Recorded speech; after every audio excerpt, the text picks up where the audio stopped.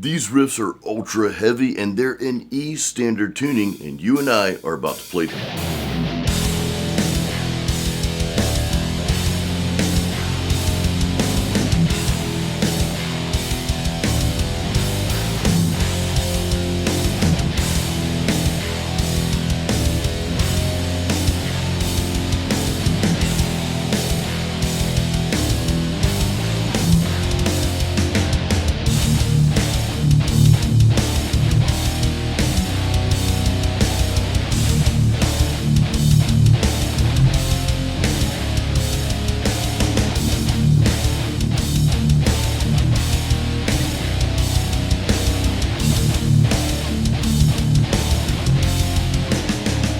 These riffs are pretty simple for the most part. Kind of reminds me of like just almost like a doom metal, but just really dark. It doesn't really have to be doom metal. It could be any subgenre, but just when things slow down a little bit and just have that ultra heavy feel to them. And again, there's a bit of darkness in the air when you play this stuff. So we're going to break this down. There are two riffs we're going to learn here. Real quick, hang around to the end for our usual guitar chat. Also, my Patreon supporters, you guys have the tabs and the backing tracks, both the full mix and one with just the bass and drums to play along with, so make sure you download those. I'm going to play this out in the open real quick with no backing music here, and then we'll break everything down.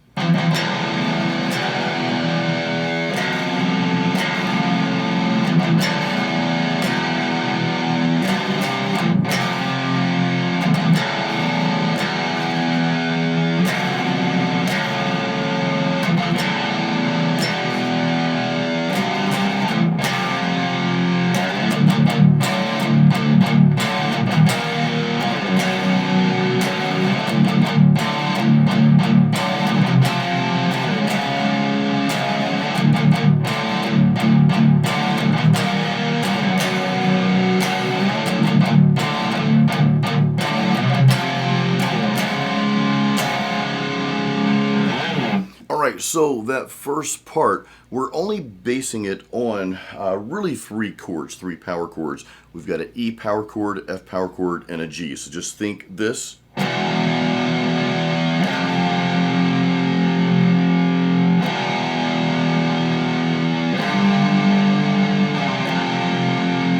I like to break the basics down first, then we can get into the actual notes, because I play just a slight variation of those power chords. Nothing complicated, but I think it just sounds cool, and the way we're playing these chords makes it a little bit lower and darker in my opinion. So how I start that E power chord out, this is pretty cool. We start out by just playing the E and A strings together. Again, standard tuning. We're not in any drop tunings or any other tunings, just E standard here. We play those first two strings together, and then I come in to play the E power chord, right?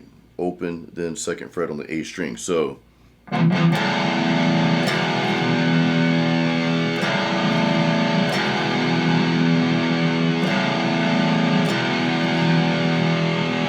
little lower, a little darker. Now we go to the F power chord after that, but I play that a little bit differently as well, right? Your normal F. But I'm starting out, and these are the frets on the E and A strings, on frets 1 and 2. Then I lift that second note off, and it turns into 1 and 0. So 1, 2, 1, and open, okay? So it's like this.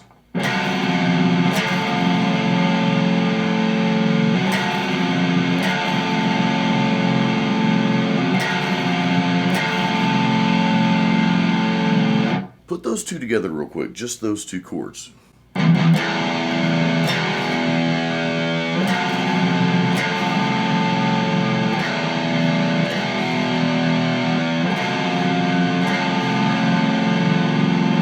It's very dark and just a heavy feel, man. It sounds really cool. Kind of punches you in the soul a little bit. All right, so after that, we've got another variation we're going to do, and that's of the G power chord. So again, let me just run through this first part here.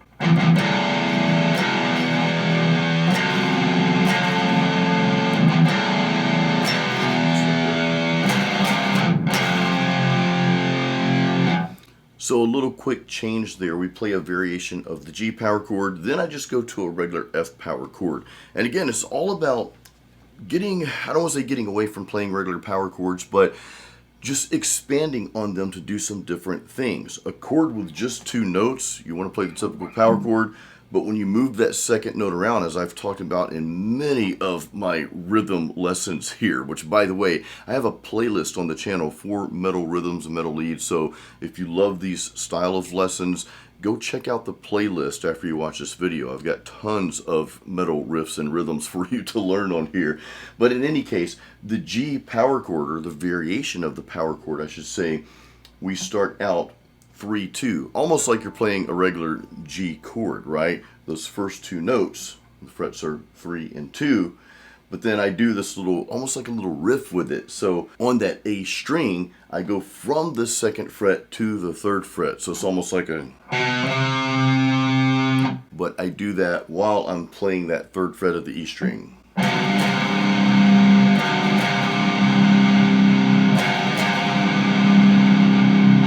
Then I go to just a regular F power chord after that.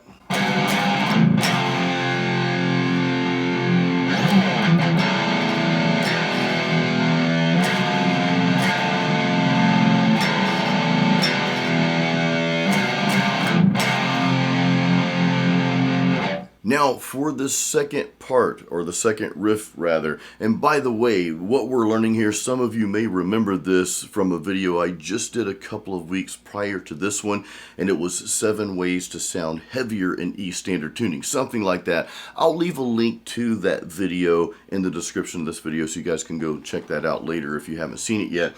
So here's the second part, the second riff that we're about to learn. This is super simple, but it is super heavy.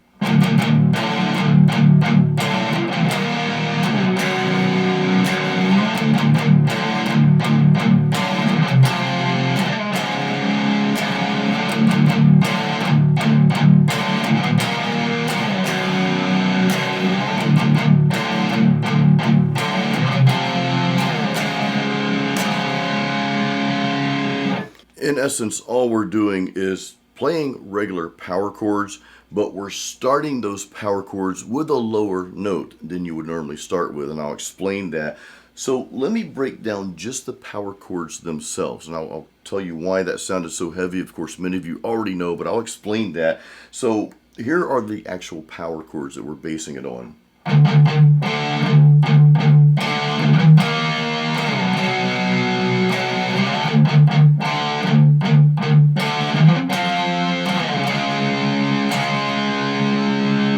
So I'm just playing a D power chord there, okay? And I'm going up to a D sharp.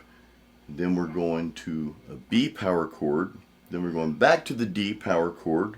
Then we're going to go up here to an F power chord, followed by a C sharp power chord. I think I got all that right. Okay, so...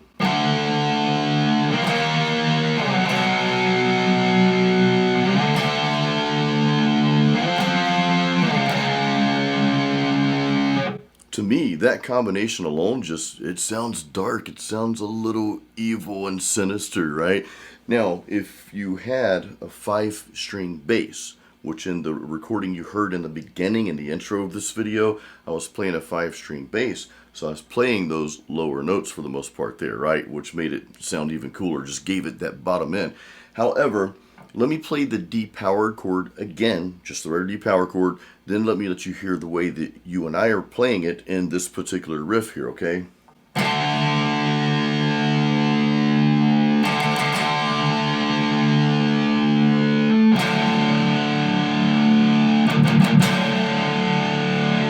Alright, so real quick, again, many of you know this little trick here, which is super cool, especially when you're in standard tuning, or really any tuning, doesn't matter. It just makes it sound a little bit darker and heavier and just lower in general. And that's because your power chord, for example, right here, we're playing a D power chord, your root note that you're starting out with is the A string 5th fret. That next note of the power chord, that's called your 5th note, okay? And we're just skipping a fret to go to that on the next string, which is the 7th fret. So that note right there, okay, that next note of that power chord that makes your power chord there, we're just going to start with a lower octave of that. And I hope this makes sense. Hope I'm explaining this well, okay? But that means we're going to bar the 5th fret on those first 2 strings, okay? and then we're going to keep the rest of the power chord intact. So again, watch my fingers closely. Instead of this, I'm going to bar those first two notes. We're going to incorporate that E string. All we do is we just keep that same configuration for the other chords that we played, okay? Let's go through that one more time.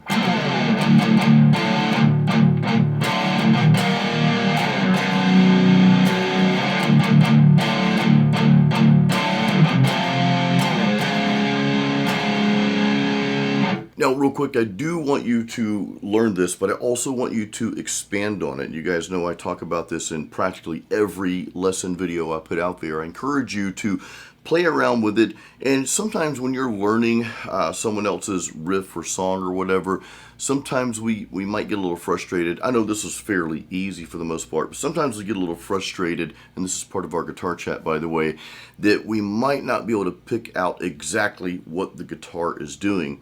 So I want to encourage you not really to worry about that so much. What I would rather see you do is get the gist of it, get the basics down, get the concept, the technique down.